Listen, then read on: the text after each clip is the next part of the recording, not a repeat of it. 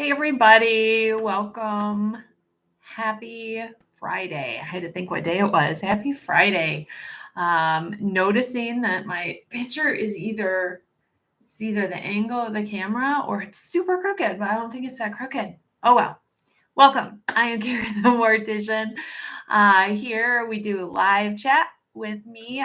You can ask me questions about anything to do with the funeral business, whether it's funeral, cemetery, crematory related, caskets, you name it. Feel free to ask questions. Hey, Katie, good morning. But I have a lot to chat about this week. A lot has been happening with work and things. So definitely going to talk about those here in a minute. Wanted to jump into one of your questions though. Kari, I have a question. I was 4 years old when my mom died, and I recall the dress and jewelry my grandparents picked out for her, all white. But when we went to see her after my family member who was a funeral director dressed and embalmed her, we noticed she was wearing a scarf we didn't pick. Since my mom's dress was a little low, is it possible the scarf was probably covering an incision? I would guess yes. Sometimes that is why we have to maybe make alterations or add some things to the deceased. If she had an autopsy, there may have been extensive incisions that needed to be covered. So, we have people sometimes bring in little spaghetti strap little things, and unless we know that ahead of time and we can maybe use a femoral artery down in the leg, there's an incision that's going to be hard to cover. We can sometimes glue it shut and then wax over, kind of basically cosmetize and use restorative art techniques to cover an incision completely. So there are things we can do, but a lot of times we may use an additional, like a scarf or something. I would always ask the family before I just added something. But that could have definitely been what was going on. Good morning, everybody. Welcome. Good to see you guys. I have so many, literally, I had to start a file with all the questions you guys have sent to talk about in live. So I'll see if I can get to more of those today, but I have some definite things I wanted to chat about today. So the first one, let's see, puts together. So do you all remember a few months ago when I did the casket building? And me and Devin, who is a apprentice, did this building of this casket live because you guys wanted it live. If you didn't see it, here is the link I'm posting in the chat right now. So that casket is going to be buried. It has been given to a family that I felt compelled to give it to. It was really one of the coolest moments I've had while making arrangements. And I will tell this story without crying, but meeting this family, I was a very young woman with a bunch of little kids, had cancer. She had touched a lot of lives. And I have heard so many great stories just from friends of mine that knew her. I did not know her. And just a beautiful, beautiful spirit, soul woman. And I was meeting, and they really just wanted they had a specific vision of a casket. Wanted something very natural, very simple, and just nothing that I was showing them pictures of was working. We're making arrangements, and I was like, don't say it. I have a casket in my house. And I kind of just blurted it out, and they were just like, how do you respond to that? And then we kind of kept trying to find other things. And then I finally showed them a picture of the fiddlehead casket all put together. And they said, that's what I want. And I said, that's what's at my house. I said, that casket was meant for you. And I want this for her. So, it was a really kismic moment. Whatever you believe in, however you believe things line up, it was meant to be. It was meant to be hers. And so, it's a great moment that I've had. I was wondering, I know someone with a definition fitted and has a DNR in place with the definition. Not restart the heart if, oh, defibrillator, Nancy, is that what you're talking about? Well, that's kind of a, to have a do not resuscitate, but also have something that's keeping your heart kind of auto starting. I don't know how that works, because you really need to remove that if you don't want it to restart. But there's more to your body than just that keeping you going and such. So, hey, Debbie, thanks for catching live. You guys are awesome. Thank you. It just, sometimes things line up. So we're going to go to the flip side of the poopy side of what can happen though in funeral directing. You guys will often send me stories that are in the news about funeral directors. And my response typically will be, there's always two sides to the story. And I say that because you can spin any story any way you want. And when it comes to death care, we are easy targets. We are easy targets to hate. We are easy targets to spin things against. So one prime example I'm going to give you, which I don't even know two sides to the story, but I'm going to give you this great example because I think a lot of you will have seen it, is the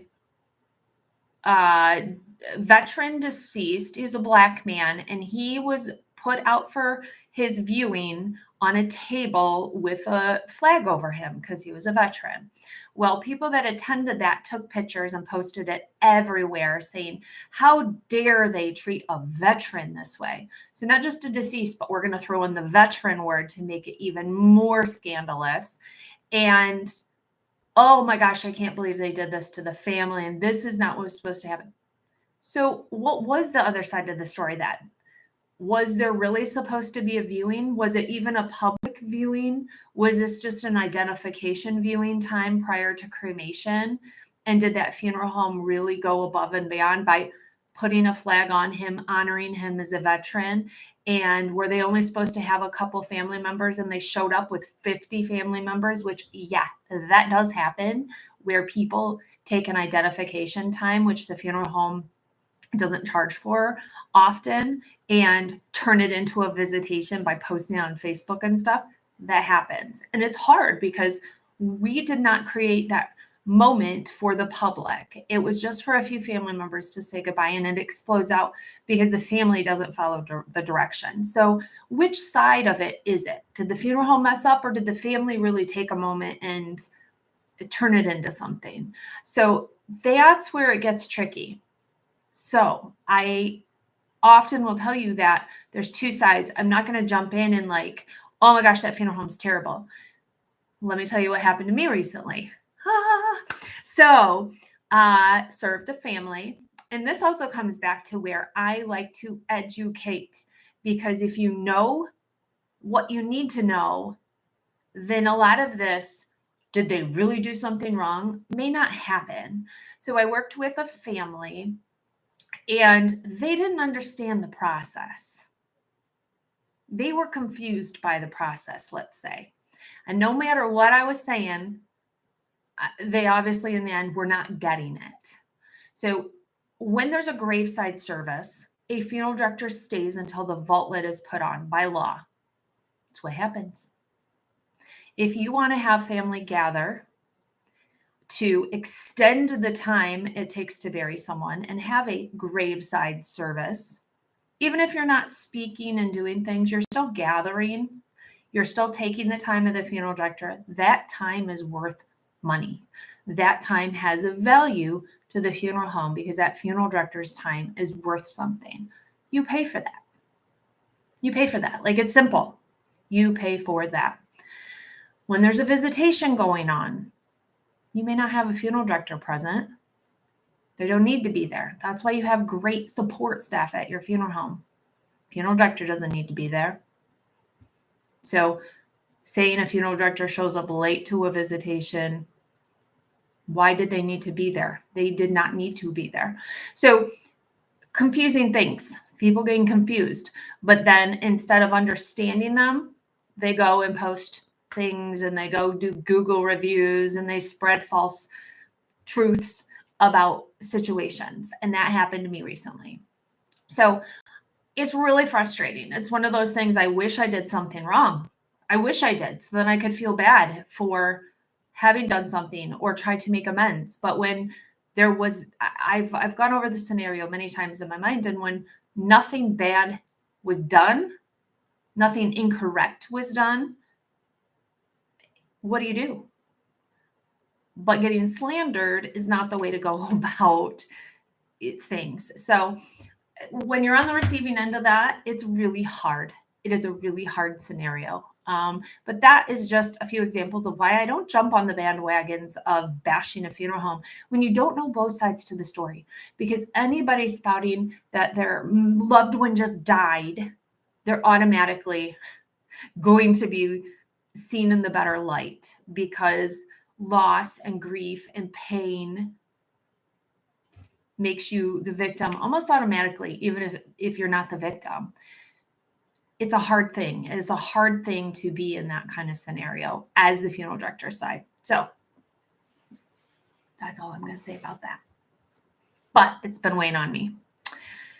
Tips to get over the smell when going to pick up a body that's in the late stages of decomp. Breathe through your mouth. Big thing.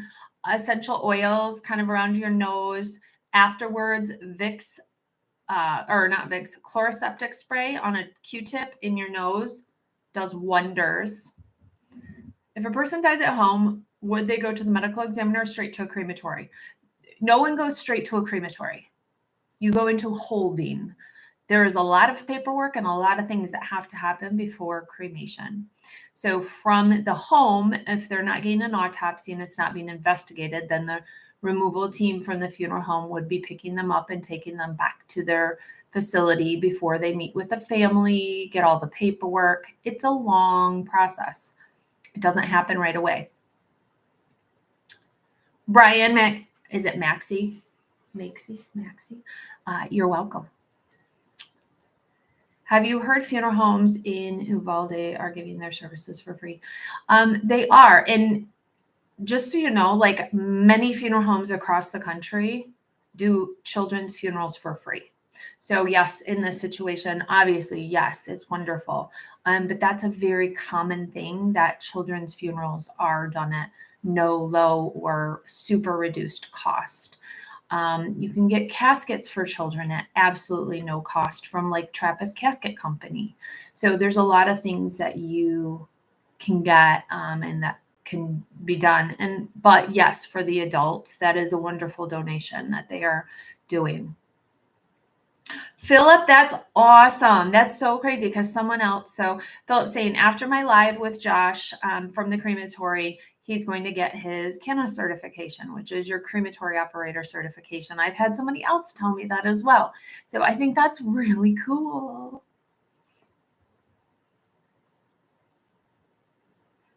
Which environment is suitable? Cold room preservation or refrigerated cold boxes? You're going to get the same from either. A refrigerated cold box, if it's a small container, is going to be a lot more close contact coldness and may dry the person out a lot quicker than a room that has circulating air will.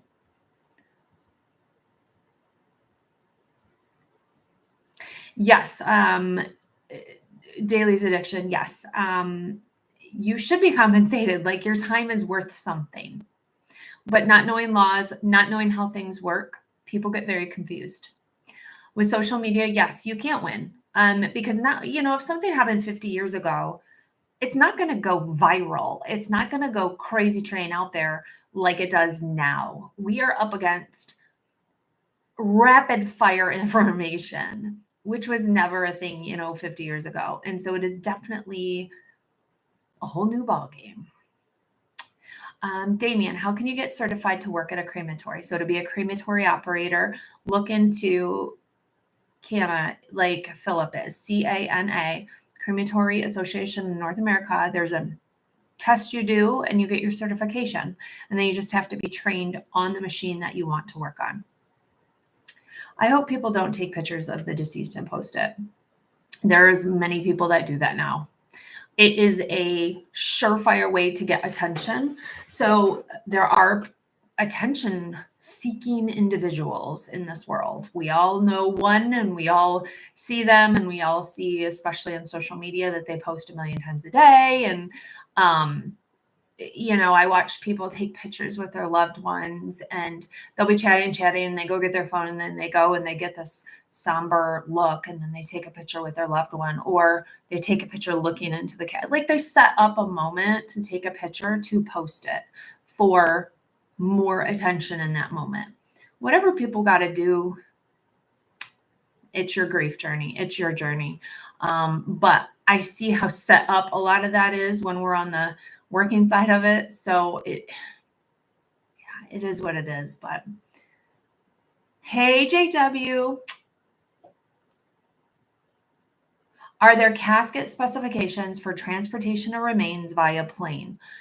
So there's no specifications. You do have to be in a shipping unit. So either just your body is in a shipping unit, or your casket is in a specialty shipping unit as well. If it is a metal casket that has a seal, the seal has to remain unsealed.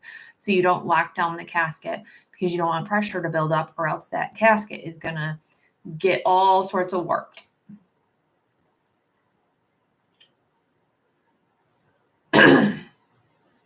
If someone has multiple piercings, do you need to remove them before embalming? Will there be leakage? No, piercings are closed holes. They're all healed up. There's nothing going to leak out of them at all.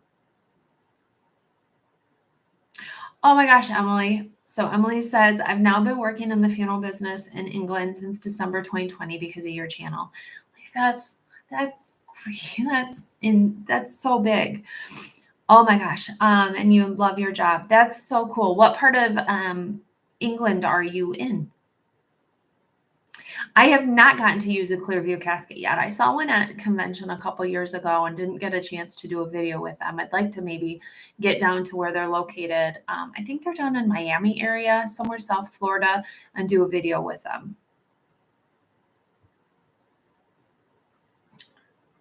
Do you ever feel scared when you do embalmings? No. I like to be alone at the funeral home.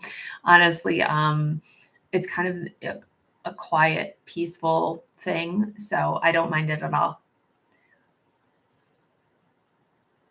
My father-in-law is laid to rest in Michigan. I was so fascinated by the neck incisions from the embalming. I was planning to shut down just to look. Weird, I know.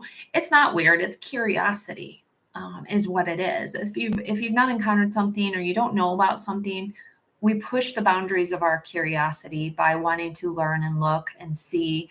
Even if we're a little scared of it, we kind of still want to know the answer. It's good.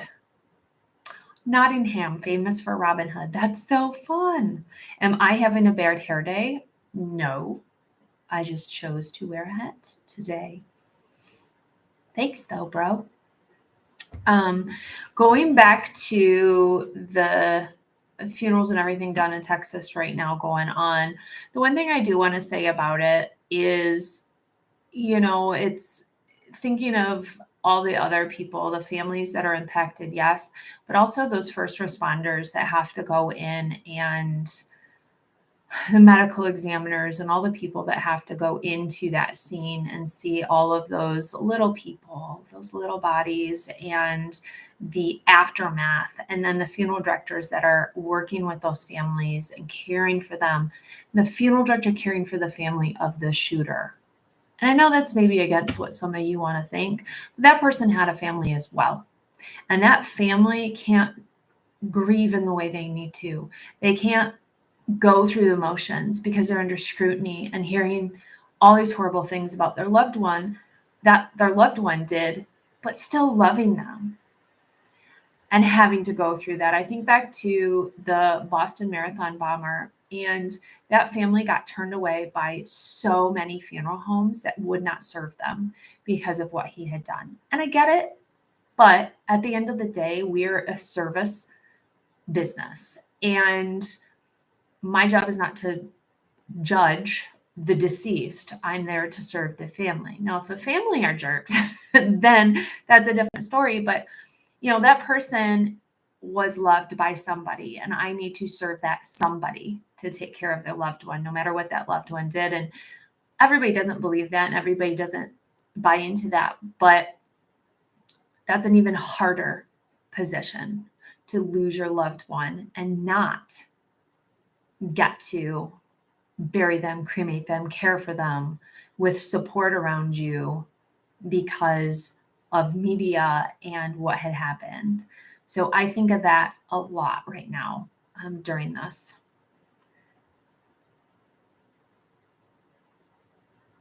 Yeah, JW, I saw this. So the one teacher's husband, I think he was 50, died of a heart attack yesterday as well, which is that poor family. Have you ever had a mourner interfere with the deceased at a viewing, remove jewelry or add or change clothing style?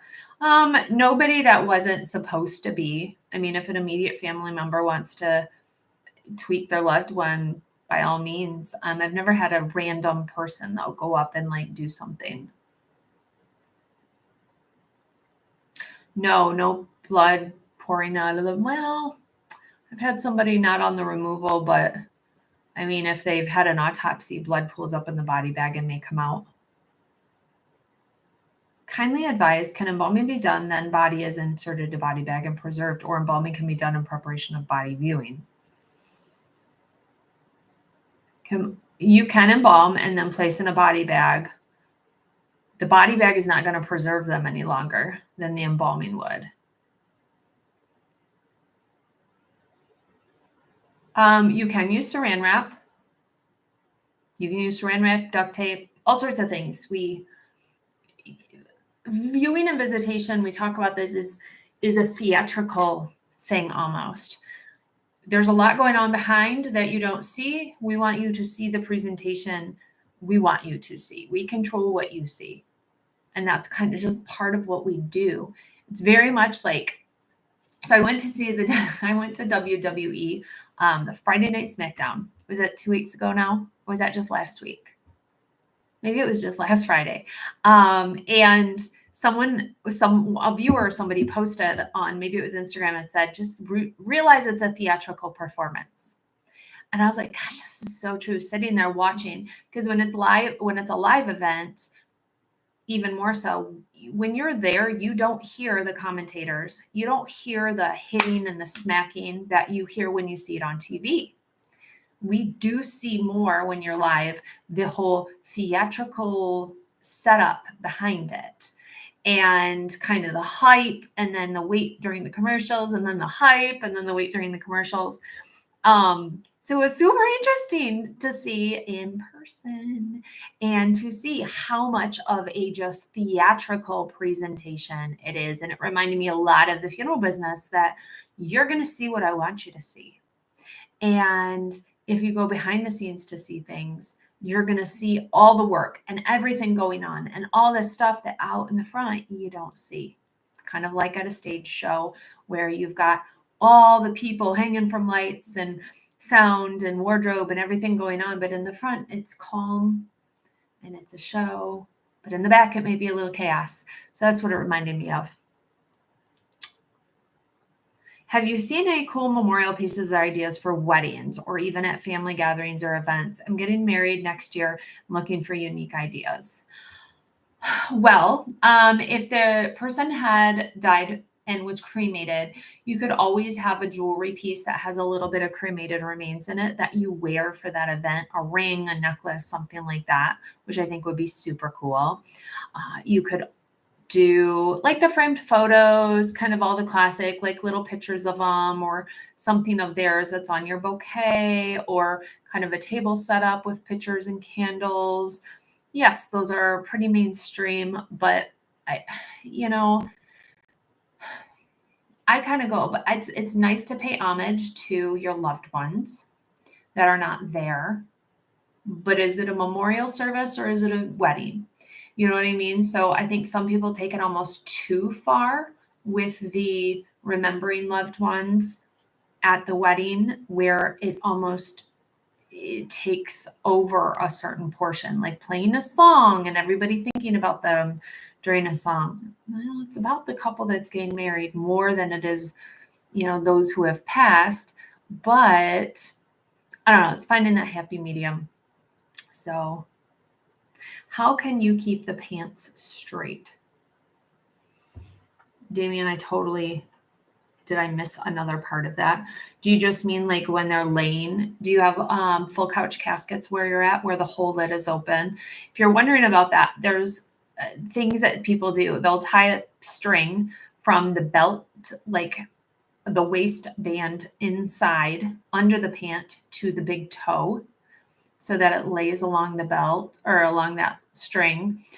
Some people use a little newspaper, the tented paper, so it lays over that tented paper, so it lays perfect. So there are different tips and tricks I have heard from directors over the years.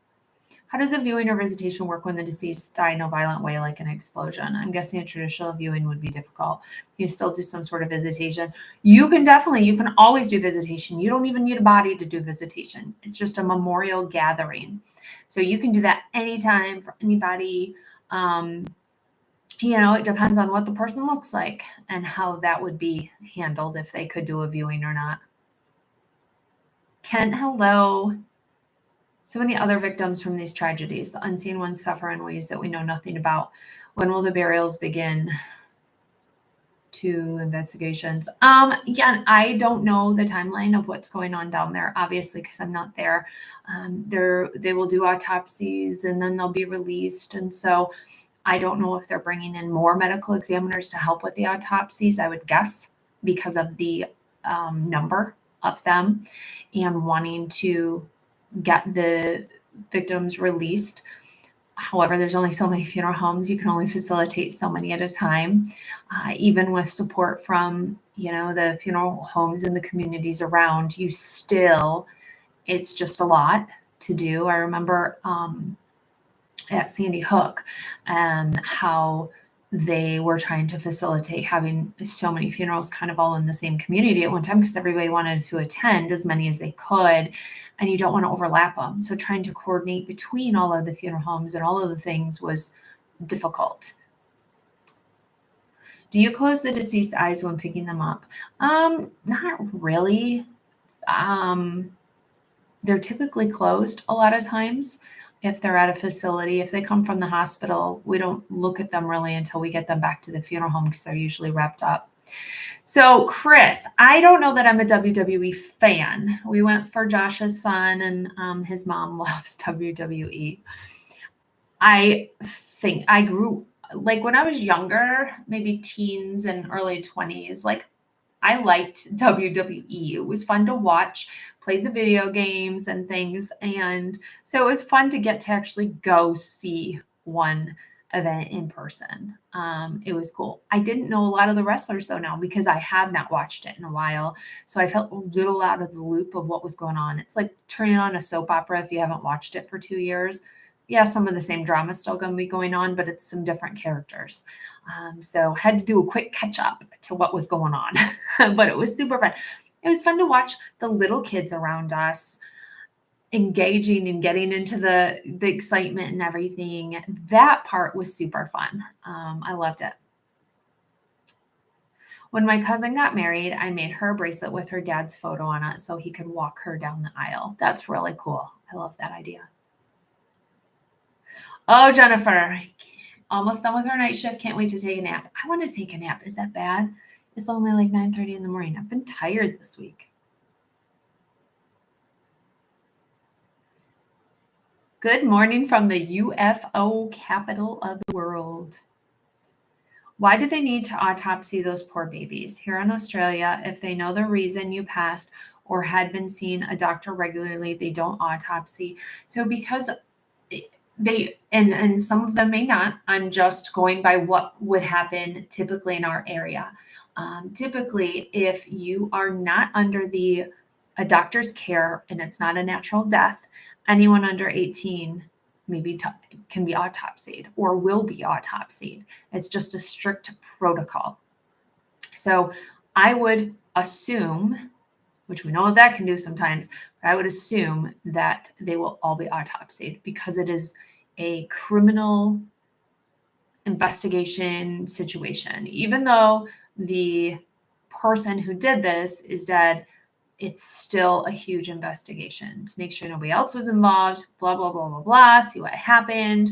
They have to lay out trajectories. They have to lay out the whole events and everything that happened to each of those little children is part of that story and has to be laid out as well.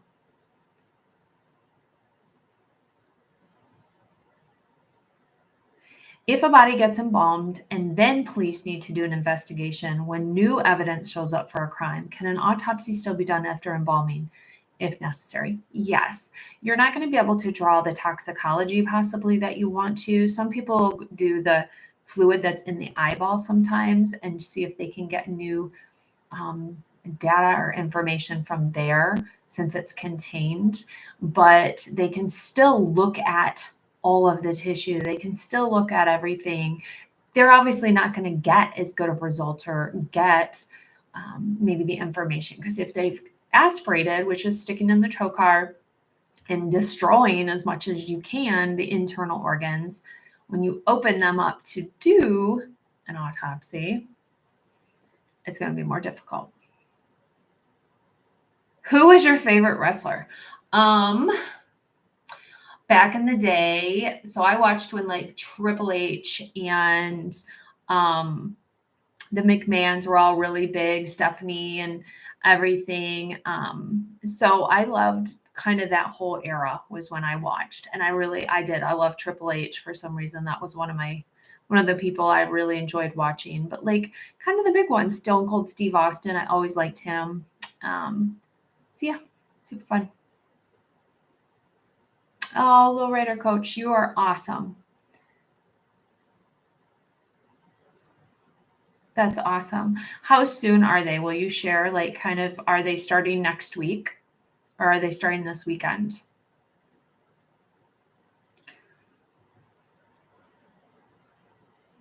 So if they don't get an autopsy of a person that's been shot to death, does it matter in doing aspiration? No, it doesn't. We would still aspirate and we would just suture up or put a trocar button into the holes from the bullets going in. But yeah, sometimes they are not. Oh, what other questions do you guys have? I feel like there is a weightiness to, the school shootings and everything with that. I've kind of avoided talking about it this week. Every morning dropping my own kids off at school has been heavy and weighs on me, and having to tell them about it the morning after, because I knew they were going to hear about it at school. So I wanted to give them my information first, give them my comfort first, let them know that they're safe with me and their dad, and that we are watching out for them, and, just kind of give them a piece before they heard the full thing from school. Because that's hard. So it's, weighed on me. And I know that people have been asking me about it, but I'm not there. I don't know specifics of what exactly is going on with everybody down there. So for me to sit and ponder over everything and talk, I don't feel like it's specifically my place. But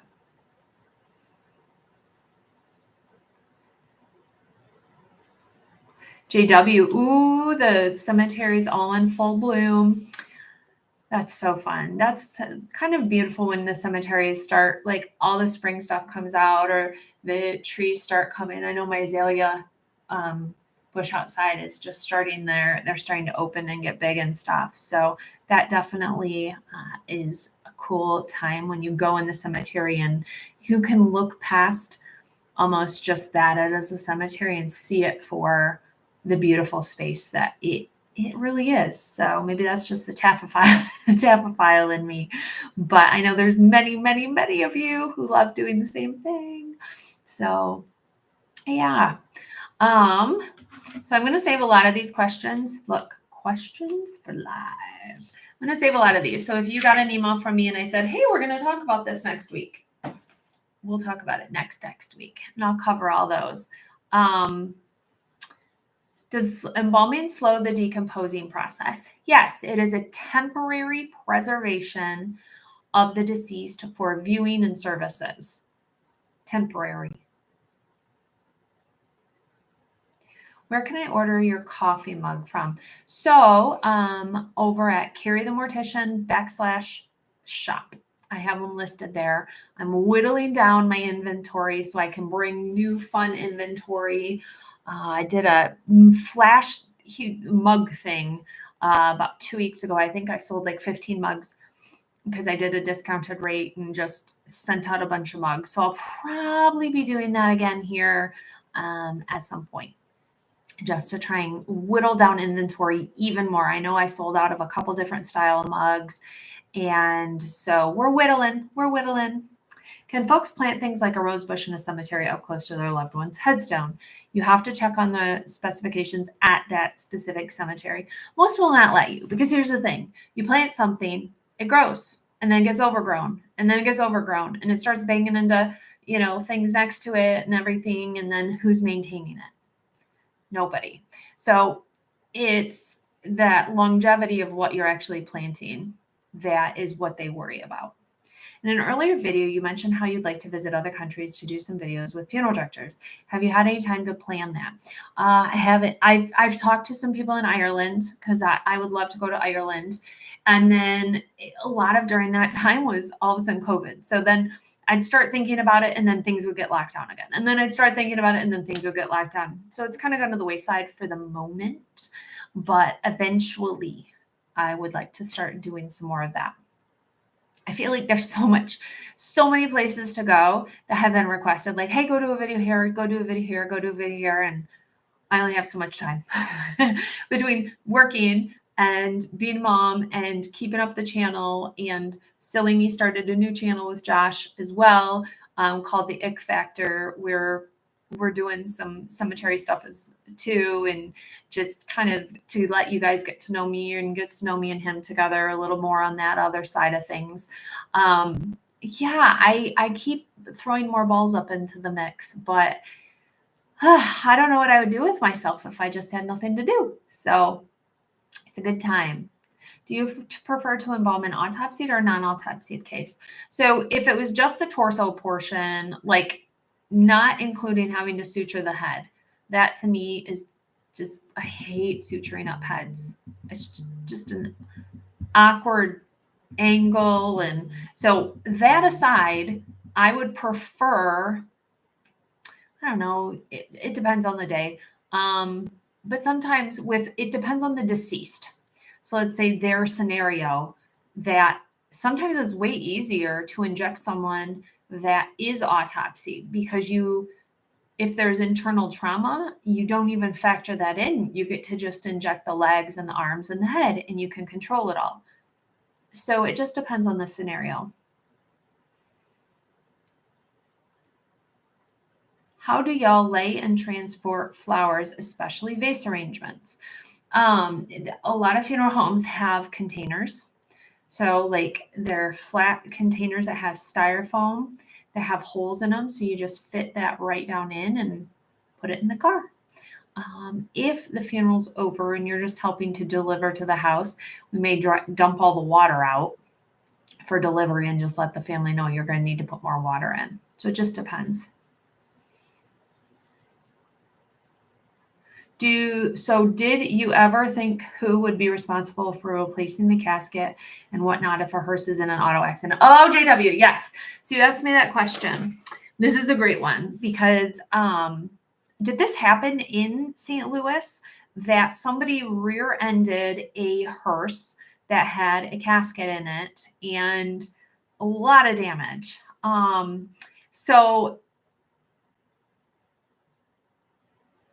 All right, you guys are throwing questions now. And so JW had asked, okay, now who's responsible here? Few different areas to cover. One, in that moment, like if I was in that hearse and I was able, I would immediately get on the phone after I knew 911 had been called. I would get on the phone with the funeral home and say, we need another hearse, we need another casket, like we need help. and have somebody come. Or, hey, we need to delay the funeral, depending on the scenario. But I think not even thinking of responsibility would just move forward and explain to the family what was going on. If we could recasket in a different casket, if they wanted to wait a day and order a new of what they were already in, if we needed a new casket, we would have to make sure the deceased was situated, set up still good, no trauma to the deceased from the accident. So I think my main focus would be on how do I facilitate caring for this deceased and this not interrupting what we're trying to do for this family. So I feel like there would be that component. Then yes, you also have who's going to pay for all of that. It's really going to be back on the insurance of the other person, or there's going to have to be a lawsuit to get refunded for all those things. But that I think would be my secondary course of thinking, would be the financial side. I think I would want to make sure that family was cared for first, and then go back and worry about, the financials of it after. That's kind of my first thinking. But their car insurance should be covering, or their personal just insurance should be covering stuff. Do my girls want to become funeral directors? Not really right now. They're fine with it. They like going to work with me and hanging out, but yeah, it's not them. They don't know what they want. It's not the coolest job when you're their age. Is there a gravity way to do embalming? Yes, gravity embalming. There's a machine. They're set up for it. Everything. That's how it happened before there was electricity. How do you try to keep someone that is deep grief, almost uncontrollable, settle down enough for the service? I've not had it very often. Usually people are pretty chill that day. Maybe after or at the cemeteries where people lose it more. So distraction works good. But often if there's someone who is highly reactive like that, then they may have already been put on some medication to help them, which I hate. Or they have a whole bunch of handlers, helper people that just are helping them through the whole thing. So it's not really, there might not even be a place for me to get in the scenario.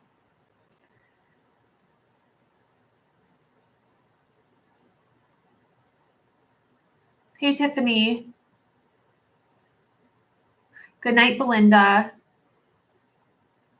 Okay, one more question. Do I ever talk to the deceased? Yes, all the time. All the time. And what kind of schooling or education would a person need to do my job? It's about a 4-year process. You got 2 years of prerequisites, 1 year schooling, 1 year apprenticeship. Then you take a national and a state board. No, Josh does not live with me. We've been dating a year and we both have kids. So far too early for that.